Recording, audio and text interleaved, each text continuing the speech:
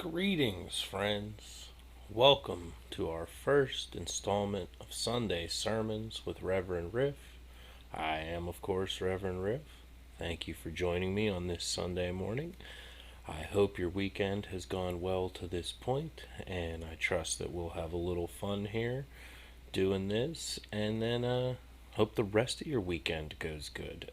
Sunday, weekends in the pandemic have been weird for me because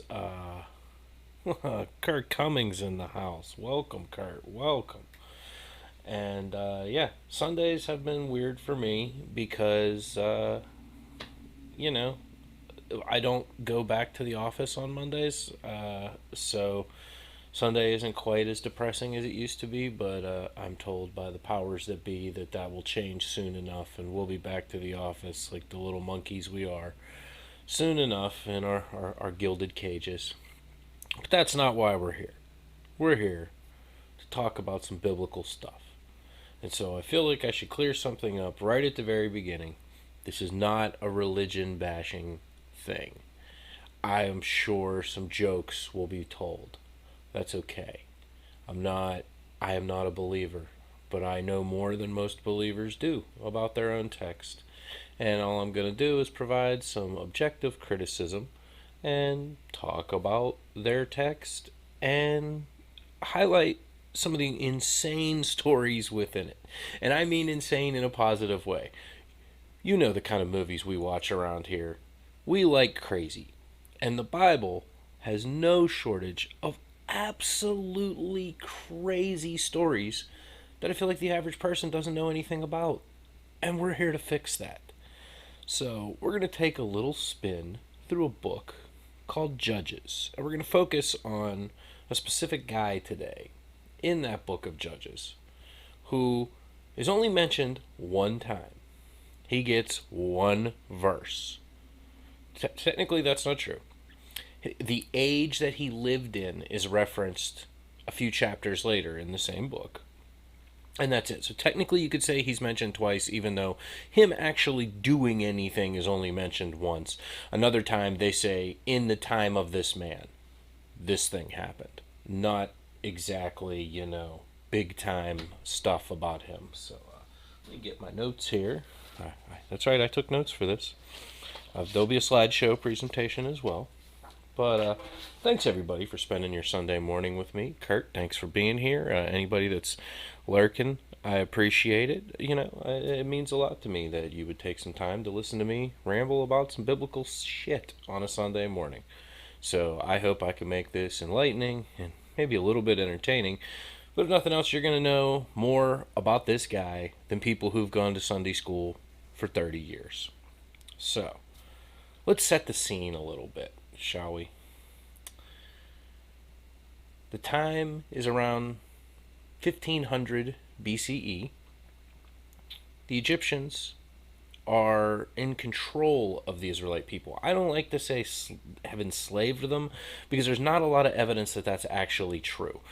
For example, I know we're all taught in Sunday school that the Israelite slaves built the pyramids, and more that looks like that's not actually true. The pyramids were built by paid workers. Oh, the camera did freeze. Thank you, Kurt. I don't know why this thing likes to do this, but let's fix that. And I think we're back. Yeah, there we are. Thanks for the heads up, Kurt. I don't know why this thing is doing that today. It's being difficult. But so the Egyptians are in control of the Hebrew people, and they don't like that. Moses, who is actually of Egyptian descent himself, raises up the Hebrew people. Well, he's, adopted Egyptian, I suppose. I should clarify that. Yeah, I would hope on your new machine that your camera works incredibly perfectly and does all the good things. Seriously. So the Egyptians, we all know the story of Exodus. At least, I mean, if you're a basic Bible person, you know the story of Exodus. They wander through the desert for 40 years after Moses parts the Red Sea. This whole thing, the Exodus is framed as there were 10 plagues from God, which happened to actually be a confluence of incredibly bad calendar days for the Egyptians. There was, an eclipse, a red tide of algae made them think the water had turned to blood, all kinds of fun stuff like that we can historically explain that did actually happen in a short period of time. Scared the shit out of the Egyptians. They told the Israelites, get the fuck out of here, this is you guys. So, the Israelites discovered Canaan. Oh, the camera is freezing again, I see, and I am not sure why. I apologize. I really don't understand why it's doing that. But I think I'm back again. That is really frustrating. Sorry about that. And so, yeah, the Israelites, they're back. They've discovered Canaan. And by discovered, I mean they showed up there the same way Columbus discovered the New World. There were already a whole lot of people living in Canaan. Canaanites. There were also Edomites, Ammonites, Midianites. All these people were already living there. But the Egyptians, the Israelites, the chosen people, showed up and decided that it was theirs. God told them, we're not going to get into that conflict. But needless to say, yeah, Canaan was not open for taking when the Israelites got there. After a big battle of Jericho, which again, a lot of people know the Battle of Jericho with the trumpets. We might go into what actually happened there a different time, instead of, that the horn section in Joshua's band was so badass it brought the walls of Jericho down. There's a little more to it than that, but that is a pretty good story. So, anyway, I digress, as I am wont to do. Anyone, please feel free to yell at me if I, wander too far from our stated topic. But, so yeah, the Israelites are now in Canaan. They're trying to get set up. I hope I've painted a little backstory for you. It's about 1415 BCE at this point. And the Israelites do not have a king. They are always led by kind of whoever is the guy that claims to be talking to God. Whoever God is supposedly listening to, that's who's in charge. And what I'm going to kind of illustrate here is that the book of Judges really, there's a lot of subtext here. The book of Judges is A, one of the greatest action movie sequences ever developed, and B, is definitely a pro-monarchy manifesto. And the reason I say that is pretty simple. King David, who was the first true king to unite the 12 tribes. I don't know if everybody, again, I feel like I'm taking this for granted, but maybe people don't know this. The Israelites were not just the Israelites back then. They were a tribe of 12 people, the 12 sons of Jacob. They each had a name, Asher, Naphtali, Zebulun, Manasseh, Issachar, Gad, Reuben, Benjamin, Judah, some of the ones you've heard of. And each one of them had their own tribe of people. And so the 10 tribes in the north, basically everyone who wasn't Judah and Benjamin, had kind of formed one group. They called them the Northern Kingdom, very creatively. They were in the north of the Gaza area that we now call Israel, that back then was called Canaan. It's had some other names. In the south, you had Judah and Benjamin. Judah was by far the largest. Benjamin was pretty small, but land mass and population-wise, it was fairly equal between those two and the other 10. They were two different kingdoms, ruled by various different ruling classes. They didn't really have kings. David was the first king to unite. Well, actually, technically Saul. It didn't last real long. And then David truly united the 12 tribes into the one nation of Israel. So, one of the things David did to legitimize his rule was trace back his history and prove that his family had always been running things. So him being king was totally normal and definitely what God wanted. And one of the ways he did that was tracing back his lineage to these judges to show that, he was somehow related to these judges. His methods are a bit nebulous, and there's some debate as to whether King David really existed at all in the capacity that we think of him. Think of David as more of Arthurian. There's a lot of legends around the guy and a lot of stuff like that. He may or may not actually have existed. So, anyhow, I hope I've painted enough of a backstory for you. These judges, they were the stars of our action movie series. And what I mean by that is simple. I'm going to use a visual aid here, I think will help. So, hope everybody can still see. And we've got the little calendar here. Is what we're looking at is there's your 12 tribes. And the time of the judges runs from about 1400 BCE to 1024. I apologize if it's annoying to people that I'm reading this to you because you're all intelligent folks and can read yourselves. So, in 1400, remember, the Egypt around 1415, 1416 is when the Israelis got to Canaan. Almost immediately, shit went south. And they get into a war with the Edomites. If you've been paying attention to your biblical history and relationship charts, you'll know that the Edomites are the descendants of Esau, allegedly. Esau, who was Isaac's brother, and had stolen his birthright. So there's no real evidence that's true, but it would basically make the Edomites the long lost, angry cousins of the Israelites.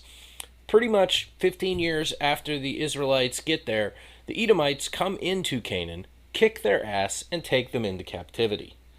And I see my camera froze again. Let me fix that for you. I am really going to have to look into a new camera because this is very frustrating and I don't understand it. It hasn't done this before, but of course it's doing it today for whatever reason. But yes, so the Edomites, pretty much as soon as the Israelites get to Canaan, the Edomites show up, kick their ass, and haul their asses down to Edom. Edom would be kind of below the Dead Sea there on the map. So after about 8 years in captivity in Edom, the Israelites cry out. And they say, Lord, we're sorry. Because, of course, the idea is not that they lost because of military superiority. They lost to the Edomites totally because they had begun assimilating. That is another underlying theme in this book of Judges, is that assimilation is bad. Every time that the Israelites attempt to assimilate to the culture of the Canaanites, start worshiping Canaanite gods, marrying Canaanite people, interbreeding with them, things like that, God gets pissed and they get attacked. So that is also a very deep subtext in this book, is that they were not to blend in with the Canaanites, they were to eradicate them. And that leads to some of the horrific violence that will take place in the book and that we're going to touch on later when we get to our boy Shamgar. That's who we're talking about today, folks. We're talking about Shamgar. So if you've never heard that word before, congratulations. You're like 98% of the other people who read the Bible. So anyway, God raises up, but we're in Edom. Things suck. A guy named Othniel is raised up by the Lord, and he proceeds to lay the smack down on the Edomites, and he lays that smack down about as heavy as a smackdown can be laid. They slaughter the Edomite people, pretty much erase them from historical record. There's a section where God totally tells them to sow salt in the earth, burn the crops, take no prisoners. It's not fucking pretty. So this happens, and they get back to Canaan. They are in Canaan under Othniel for about 30 years, and shit's good. They're developing a society. Things are going well. They're getting along with the neighbors. And that's when trouble sets in, because if we've learned anything, God doesn't like it when they get along with the neighbors. So, if you thought of it like an action movie, the people were oppressed. Othniel raises up, commits unbelievable acts of violence, and frees the people and leads them home. But what happens for season 2? Well, Othniel gets old and dies. There's no succession plan. God had raised him up, so his sons are not, by default in charge or anything like that. So the people go back to assimilating again. They start worshiping, the gods of their Canaanite neighbors. They start intermarrying with them. This vexes God greatly, and in come the Moabites. They would be off to the right of Gad there, in more present-day Persia, or present-day Syria. Sorry, not Persia. And Oh, god fucking damn it. This is, I really don't get it. I wish I did, but I don't. Thank you, Kurt, for hipping me to that. At least my audio keeps going, so you can hear me ramble even while I'm a frozen piece of shit on your screen. But yeah, so at this point, they are carted off again. If you're keeping track at home now, they've been in the New World about 50 years, and they've spent like 20 of it not there because they've been carried off. So once again, the people cry out to God, we really mean it this time. We're really sorry we stopped, listening to you and tried to be good neighbors and assimilate with these people instead of categorically erasing them from existence. Can we please go back?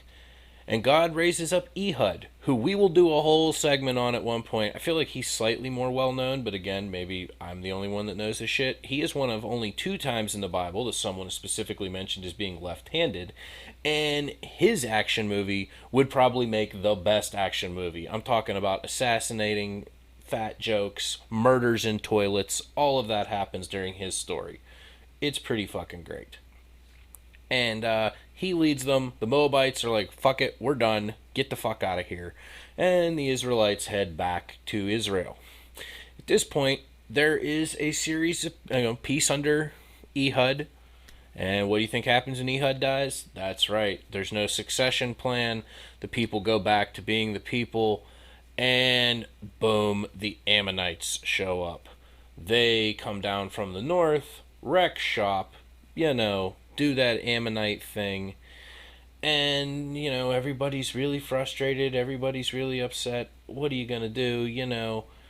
They cry out to God, and God raises up another judge. The cycle continues. It's not a great cycle, but it would be perfect for Hollywood, which it honestly surprises me that like some Christian group hasn't really done. I looked, and that I can find there are not like a series of, god damn it.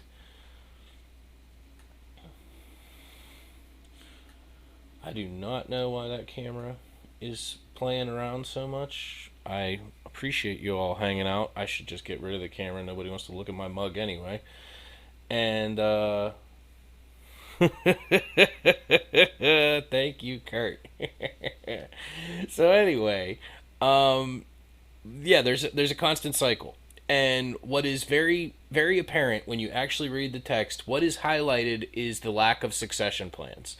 And that if the Israelites had just had somebody to take over after the judge died, they wouldn't have got taken over again because they wouldn't have fucked around because there would have been a strong person in charge. And again, this is definitely text that was manipulated into helping make sure that it justifies the whole idea of David being king because the Israelites had never had a king. They had always been unsure about a king because they shouldn't have any king but God. Why would they have a human king? They have God to lead them. Well, they have a human king because every time the human that's God's de facto person dies, apparently God doesn't tell them who the new person is right away, so they don't have a new person, and they get themselves into fucking trouble. That's what happens. So, that's kind of the little subtext that's going on. So, now we get to the main man. And his name is Shamgar. Let's talk about Shamgar, folks. The man, the myth, the legend. There we go. That is one of the only paintings that's ever been done that I know of Shamgar. Mainly because no one knows who the fuck this guy is. I titled it Man of Few Words but Many Kills because, well, let's be completely honest, Shamgar actually gets no words in the Bible. We have no recorded history of anything this dude said.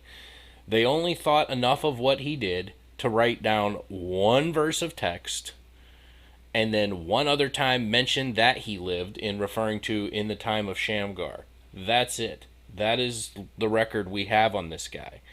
So I had to do some breaking down and studying of some texts that are not the Bible to try to get a little backstory on this cat. And it's pretty interesting what I found out and why he's mentioned at all.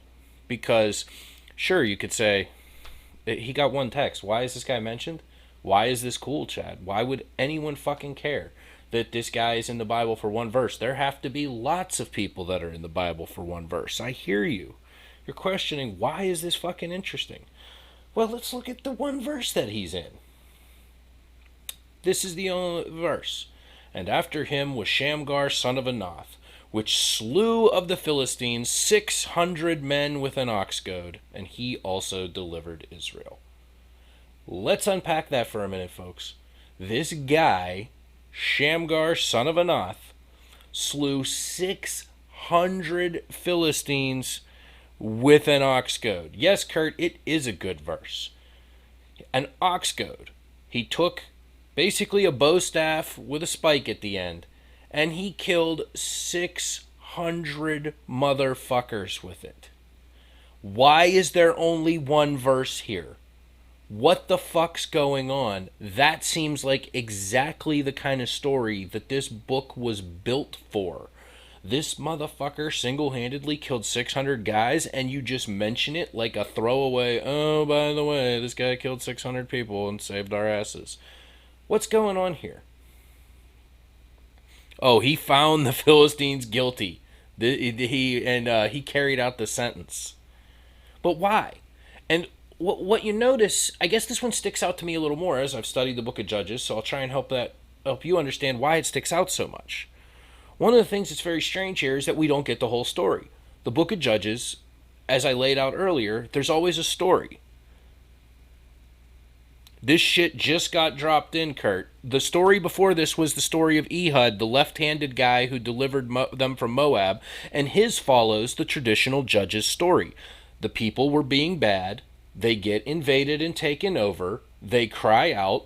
We get an origin story, like who this judge was and why, God revealing himself to him and telling him, you are my chosen person to lead the people out of captivity. Judge commits horrific act of violence. People are freed. People live happily till judge dies. This is the template for every judge in the book. And this shit just gets dropped in at the end of the last chapter the last verse in the last chapter about Ehud. We talk about Ehud, and then this shit just gets plunged in like, oh, hey, by the way, Shamgar killed 600 dudes with an ox goad. He also saved Israel. It never made any sense to me, even as a kid. Why the fuck was this verse? It seems so out of place. Just like this casual, oh, by the way, this guy killed 600 people. Like that seems like a lot bigger deal than they make of it. And so, upon breaking down the text, I have come up with a very good theory that I can support with fact as to why this verse is so just kind of thrown in here, why we don't get the whole story about this guy, but yet why it was significant enough that it did make the final cut of the Bible. So I thought that would kind of be where we would follow this. So what I want to do is, again, I don't want to make conjecture on shit that's not in the text. We don't have a lot to go on, but we do have these few words here. So let's just break this text down as much as we can. And frozen camera.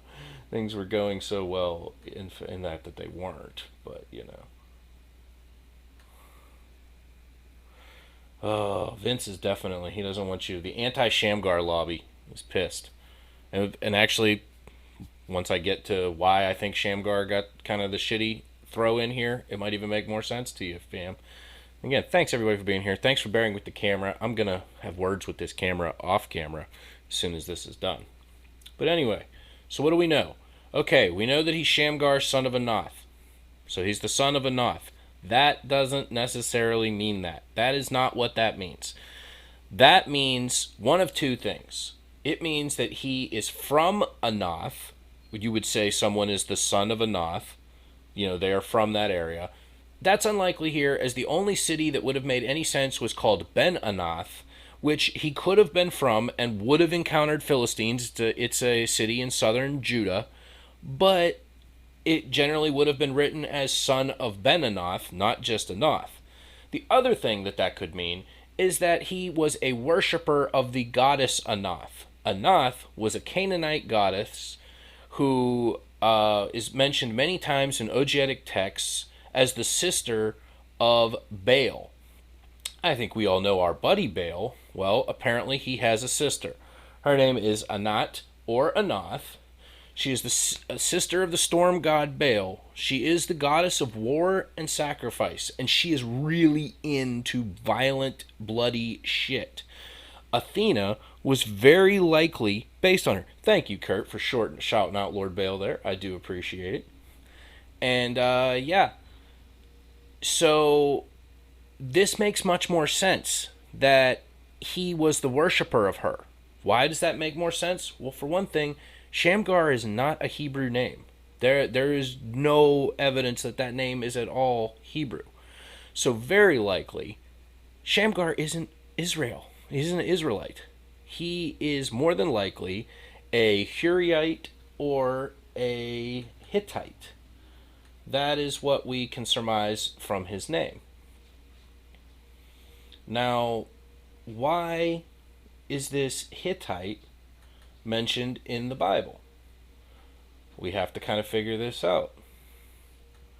So, we know that he worships this goddess.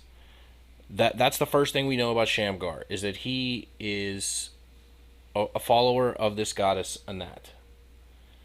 And what do we know about Anat? Well, here is a little sample of text from the Baal cycle, which is some Ogenetic text that we get from parchments and stuff taken from Babylon. And so it's what we have here about Anat. And look, Anat fights in the valley, battles between the two towns. She fights the people of the seashore, strikes the populace of the sunrise. Under her, like balls, are heads above her, like locusts, hands like locusts, heaps of warrior hands. She fixes heads to her back, fastens hands to her belt. Knee deep she gleans in warrior blood, neck deep in the gore of soldiers. With a club she drives away captives, with her bowstring the foe. Yeah, this chick's metal as fuck. And I've cited the Ugaritic poetry collection that I researched to get this lovely text for you all. But yeah, so he is the follower of one of the most violent goddesses ever to exist. We're starting to get a feel for our guy Shamgar here. He is A, not an Israelite, and he is B, devoted to an absolute beast of a goddess. So that is kind of cool. That I think the first thing we learned about Shamgar, he's not one of the in crowd. So now it's even more interesting that his story is in this collection of Israelite leaders who would later be linked to be descended to David. This guy has been mentioned with them, yet we don't know his backstory. We didn't get the full, like, everything he did. We just get this little throwaway verse about him. Why? Well, part of that is he's not an Israelite, so they're not going to tell you his whole story. So then the fact is, was him just killing 600 people with an ox goad that cool? Well, A, that does sound pretty fucking metal, and B, there's a little more to it than that. So we now know that we've got this guy Shamgar. He's not an Israeli, and he worships this goddess that is all about killing fucking people. So that's what we know about our boy Shamgar so far. The next thing we know is that he killed 600 Philistines. Who are the Philistines? That's a little murky for a lot of people. 99% of what the average person knows about the Philistines comes from a Bible story. And, of course, the Philistines are always the arch nemesis of the Israelis, so it's really rough that, the only thing ever mentioned about you in historical text is written by your arch enemy. You can imagine how that doesn't end well for most people. The sons of Phyllis Diller. Phyllis Diller is old, so maybe she was around in 1100 BCE, getting some strange. So I just wanted to give you a few facts that we do know about the Philistines. They lived in the south coast of Canaan from 1100 to 604 BCE, conquered by the Babylonians in 604. Nebuchadnezzar completely conquered them, assimilated them into Babylonian culture, and when Babylon later fell to Persia, basically the idea of being a Philistine was erased at that point. You just were... I apologize for this camera, folks. I really don't understand it.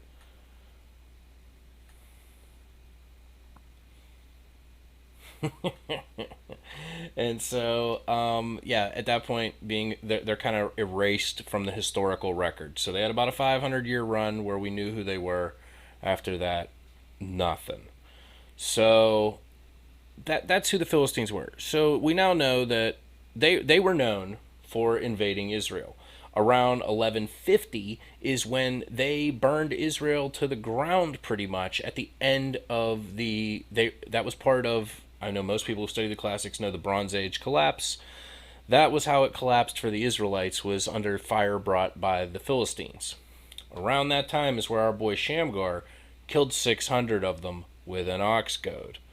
So the Philistines, again, pretty common antagonists in the Bible, but yet we get this one throwaway story about how Shamgar laid the smackdown on 600 of them. Let's put that 600, that number, in perspective for a second. In all the Friday the 13th movies, Jason Voorhees killed 157 people. In all of the Rambo movies, John Rambo killed 127 people. And in all of the Die Hard movies, John McClane got a body count of 71, bringing us to 355 kills. So that's right, I'm saying if you watch all the Rambo movies, all the Friday the 13th, and all the Die Hards, you will barely break half of what Shamgar did. Yeah, this dude's clearly metal as fuck. He took out twice the body count of those guys, and we have no reason to believe he more than did it in an afternoon based on the text. And what did he do it with? I'll tell you what he did it with. An ox goad. That's right, an ox goad is an... You can add in Rip's no holds barred murders. Oh, the camera froze again. I don't get it, folks. I really don't. I've never had this problem before. I've had problems with streams before, but not this one. This is a new challenge that I will have to figure out because it's frustrating me greatly. But yeah. So an ox goad is an 8-foot staff with a spike at the end, and sometimes there would be a spade or a trowel on the other end. That's an ox goad, folks. That is what this guy used to kill 600 people. It's pretty insane when you think about it. Although, again, the weapon here is what really, I think, gives us a lot of insight into our boy Shamgar. Because, you see, what I actually learned is that the Israelites, one of the other reasons we know that Shamgar wasn't Israeli is that he has this ox goad. See, the Israelites were behind technologically at the time and did not have metalworking. So the mention that he has an ox goad is further and reinforcement that he was not an Israelite. He was definitely an outsider because they didn't have metalworking capabilities to get these yet. And so what we've learned is that there's some historical debate that maybe he was a king from a different area, but the names don't quite add up. And a lot of, for what I looked at, it seemed to be more people trying to fit a square peg into a round hole. Well, so let's look at the text.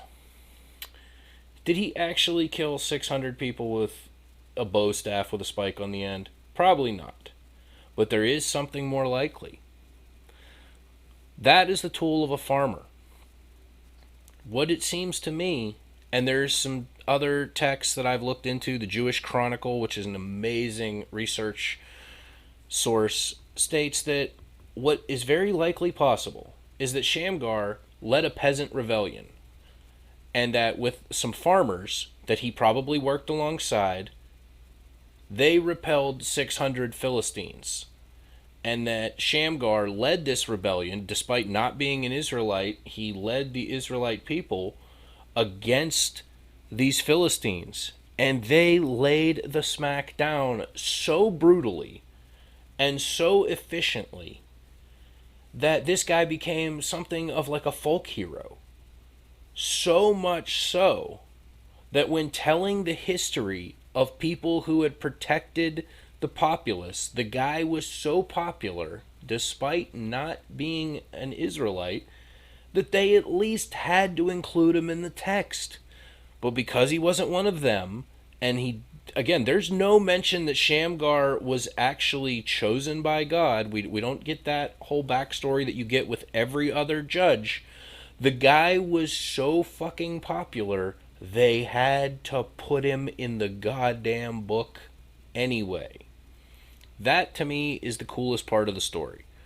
This guy did something of such merit that even though he's not an Israelite, even though he doesn't fit the narrative, they put him in the book because what he did was that badass. That to me is super cool. That I think is the coolest part of the whole story. Is that this guy likely did lead some kind of farmers' rebellion, killed a bunch of Philistines, and got himself mentioned in the Bible. There's the other verse that mentions him. It takes place 2 chapters later, and it says, "In the time of Shamgar, the highways fell into disrepair, and people took the byways." I looked into the text there, and what that basically is saying in ancient text is trade really suffered because there were lots of bandits and highwaymen and Philistines roaming the area. So basically, what we know was that trade was tough. Apparently, a bunch of Philistines tried to shut down these farmers from moving their goods. This guy got pissed, got an ox goad, and took out 600 motherfuckers. Oh, you gotta be kidding me.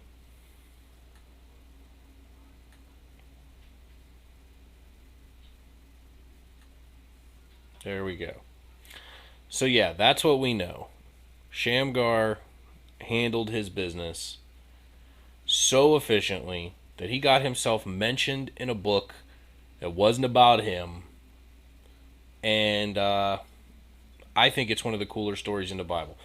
So how do we not have a Shamgar movie? Seriously, rough and tumble farmer, doesn't really get along with his neighbors, but then they find a common enemy. He leads a rebellion and is so badass that the people who don't even like him have to mention him. I don't know how you get a better story than that. But that's kind of what I came here to say about Shamgar today. So thanks for tuning in. I hope you found this informative and, despite my frozen camera every 3 minutes, enjoyable. If you did, we'll do this again. If you didn't, we won't. Because, Shamgar definitely needs to go into a Domino's pizza and just, oh, this fucking camera.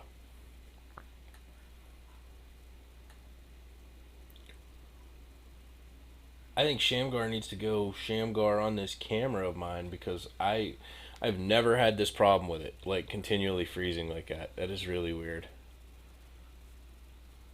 And now I can't even tell. I'm paranoid about it now. But yeah. Domino's corporate have kissed your ass in the last few days. That is amazing. I'll tell you what's not amazing is this camera, so we're going to switch this because I'm getting very frustrated. So we are going to switch it up to this camera. And give me a moment to fix the camera here because I'm done being frustrated by this. So yeah, you get my mug like that for a minute. I don't know what's wrong with that other camera. It's pissed me off. That 20 count is about right. So yeah, that's what I came here to say about Shamgar today. Thanks for being here, Kurt. Are you streaming later, Kurt? Are we getting some Final Fantasy 3 today?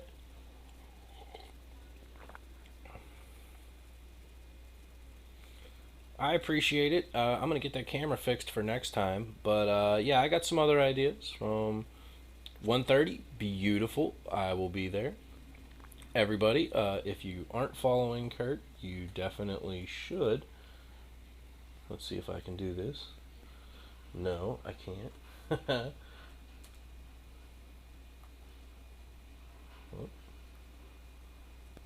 I swear I know how to use the computer, and I have been on the internet before.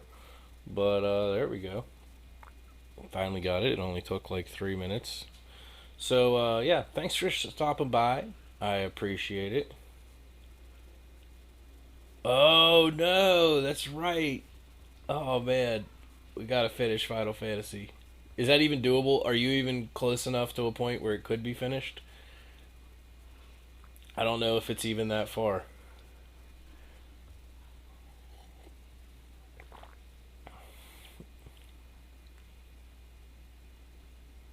Yeah, yeah, you gotta finish it at least. You gotta finish it for your own personal well being. Well, thanks for hanging out, everybody. I hope you enjoyed that. If so, we will definitely make this a thing. Nice grinding, the off screen grind. It's always appreciated because, you know, grinding can be fun, but if you got people chatting and you're just grinding, it actually helps with the monotony of it. But if it's just like one or two people and they're just watching you do the same battles over and over again, that can be less exciting for everyone. So, but yeah, I will check that out when you're there at 1:30. Thanks for hanging out today. I haven't decided what we'll talk about next Sunday, but we'll talk about something else obscure from the Bible. But everybody, go Shamgar on your problems. Just pick up the tools of your trade, lead a rebellion so badass that even people who don't like you and seek to erase you from existing have to mention you in their historical tomes. That's the takeaway today, folks. That's what we should all live for. Is be so badass that your fucking enemies are forced to mention your awesomeness. If you do that, then you're living the Shamgar way, and I will be proud of you, and you'll be proud of yourself. So, thanks for hanging out, everybody. Kurt, I will see you in the Final Fantasy crew at 1:30. And have a great Sunday, everybody. Do something good for somebody. That's something my dad used to always say at the end of every sermon he preached. Just do something good for somebody. And while I don't agree with many of the tenets of the church, that's a good one. So do something good for somebody and go Shamgar on the bad guys. Take care, everybody.